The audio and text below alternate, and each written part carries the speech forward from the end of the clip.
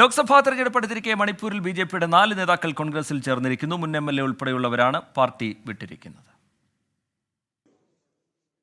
മുൻ യെസ്കുൽ MLA ഇലങ്ബാം Chand Singh, BJP നേതാവ് സഗോൽചം അചൌബ Singh, advocate ഒയിനം Hemant Singh, തൗദം Devadath Singh എന്നിവരാണ് കോൺഗ്രസിൽ ചേർന്നത്. ഇംഫാലിലെ കോൺഗ്രസ് ഭവനിലായിരുന്നു ചടങ്ങുകൾ. ലോക്സഭാ തെരഞ്ഞെടുപ്പിലെ കോൺഗ്രസ് സ്ഥാനാർത്ഥി ഡോക്ടർ അഗോംച ബിമോൽ അക്കോയിജം പുതിയ അംഗങ്ങളെ പാർട്ടിയിലേക്ക് സ്വാഗതം ചെയ്തു. മണിപ്പൂരിൽ കലാപകാലത്ത് തിരിഞ്ഞു നോക്കാത്ത പ്രധാനമന്ത്രിയോട് പാർട്ടിയിലുള്ളവർക്ക് തന്നെ പ്രതിഷേധമുണ്ടെന്ന് തെളിഞ്ഞതായി വടക്കുകിഴക്കൻ സംസ്ഥാനങ്ങളിൽ കമ്മ്യൂണിക്കേഷൻ ചുമതലയുള്ള AICC വക്താവ് മാത്യു ആന്റണി 24-നോട് പറഞ്ഞു. 74-ലെ കച്ചത്തീവിനെ കുറിച്ച് പറയാനായിട്ട് പ്രധാനമന്ത്രി നരേന്ദ്രമോദിക്ക് സമയമുണ്ട്. 2024-ലെ മണിപ്പൂർ കലാപത്തിനെ കുറിച്ച് പറയാനായിട്ടോ അവിടെ സന്ദർശിക്കാനായിട്ടോ സമയമില്ല. അതുകൊണ്ട് തന്നെ മണിപ്പൂരിലെ BJPയും സഖ്യകക്ഷികളും ഓരോരോ നേതാക്കളായിട്ട് ചോർന്നുകൊണ്ടിരിക്കുകയാണ്. ഇനിയും കൂടുതൽ നേതാക്കളുടെ കുത്തൊഴുക്കുകളുണ്ടാവും.